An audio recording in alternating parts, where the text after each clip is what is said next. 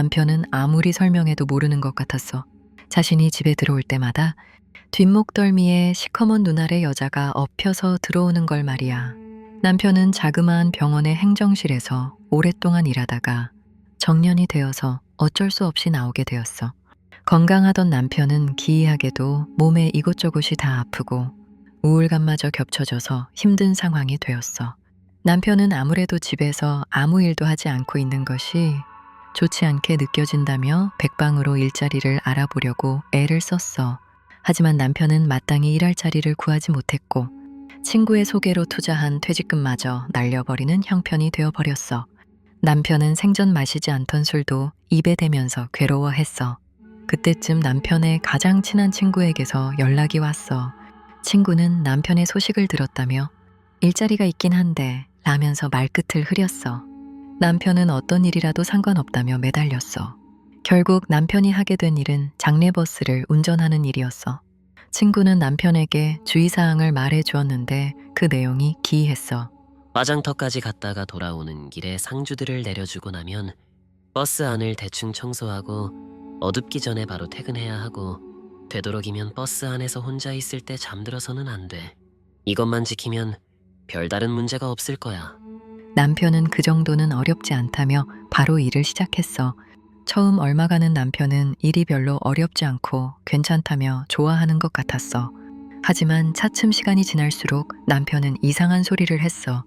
상주들이 버스에서 다 내리고 혼자서 버스에서 기다리고 있을 때면 어디선가 속이 메스꺼릴 만큼 지독한 냄새가 난다고 하는 거야. 그리고 또 어떨 때는 누군가 자꾸만 자신의 이름을 부르기도 한다면서 힘들어했어. 남편은 자신의 입에서 향냄새가 나서 밥을 못 먹겠다며 괴로워했고 자꾸만 자신의 이름을 부르는 목소리가 들려서 잠을 잘 수가 없다며 힘들어했어.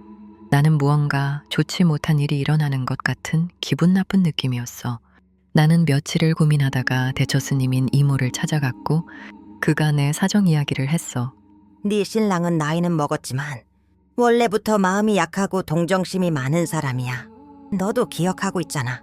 어렵고 힘든 사람이 있으면 그냥 지나치지 못하는 걸 말이야. 귀신들도 그런 사정을 기가 막히게 잘 아는 거야. 네 신랑더러 빨리 그 일을 그만두게 해야 돼. 계속 그 일을 하게 되면 얼마 못 가 귀문이 열려서 빙의가 될 거야. 그때는 이미 때가 늦어서 손을 쓸 수도 없어. 최대한 빨리 그 일을 못하게 해.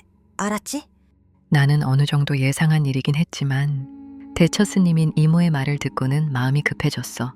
그리고 이모의 마지막 말은 정말 너무나도 섬찟했어. 친구라는 인간이 절대로 빈손으로 오지는 않았을 거야. 그 인간이 뭘 갖고 왔는지 잘 확인해서 반드시 집안에서 없애버려야 해. 틀림없이 귀신을 부르는 삿된 것이 있을 거야. 나는 집으로 돌아와서 그 친구가 가지고 온 물건을 확인하고는 기절할 뻔했어. 친구가 가지고 온 물건은 고풍스러운 3단 자개 서랍이었는데 한 칸마다 작고 고풍스러운 비녀와 액세서리 몇 개가 넣어져 있었어. 아니 뭐 이런 걸 남자한테 선물하는 거야? 이모의 말과는 달리 별다른 게 없다고 생각하며 뒤돌아설 때였어. 때마침 남편이 귀가하는 모습을 보게 되었는데 끔찍하게도 남편의 등에 괴이한 여자가 매달려 있었어. 한눈에 봐도 살아있는 사람의 모습이 아닌 귀신의 모습이었어. 나는 눈알을 이리저리 굴리며 징그럽게 웃고 있는 여자에게 당장 떨어지라고 고함을 쳤어. 남편은 영문을 몰라서 어리둥절해 했어. 나는 다시 남편의 방으로 가서 자개 서랍을 들어서 밑면을 확인했어. 놀랍게도 그곳에는 부적 뭉치가 있었는데 확인해보니 9장이나 되는 부적이 붙어 있는 거야. 나는 이모의 말이 떠올라서 부적 뭉치를 화장실로 들고 가서는 불 붙여서 태우기 시작했어. 그때까지 가만히 있던 남편은 불같이 화를 내며 부적들을 태우지 말라고 난리를 쳤어. 나는 남편이 여자 귀신에게 홀렸다는 걸 알게 되었어. 길길이 날뛰던 남편은 부적들을 다 태우고 나자 비로소 축 늘어져서는 한숨을 크게 쉬는 거야. 남편의 등에 엎여있던 끔찍한 여자 귀신은 더 이상 보이지 않았어. 나는 남편에게 물었어. 도대체 그 친구와 무슨 악연이 있냐고 말이야. 그러자 남편은 한참의 침묵 끝에 말을 하기 시작했어. 그 친구에게는 서너 살 어린 여동생이 한 명 있었는데 오빠라고 부르며 나를 많이 따르곤 했어. 나도 동생처럼 귀여워했지. 그런데 어느 날부터 얘가 좀 이상하게 집착하기 시작했어. 좋아한다고 하고 만나달라고 하고 말이야. 나는 친구의 동생이기도 했지만 그 아이의 눈이 왠지 꺼림칙해서 더 이상 친구 집에 가지 않았어.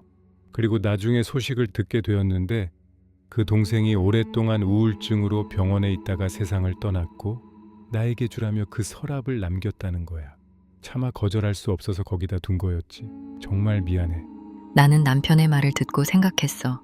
그 친구가 동생의 죽음이 너무 슬퍼서 그런 짓을 한 건지, 아니면 죽은 그 여자가 끝내 이루지 못한 사랑의 원한 때문에 그런 짓을 한 건지는 알 수 없지만 원한이 풀릴 때까지 멈추지 않는 증오의 깊이는 참으로 깊고도 어두운 것이라는 걸 새삼 느끼게 되었어.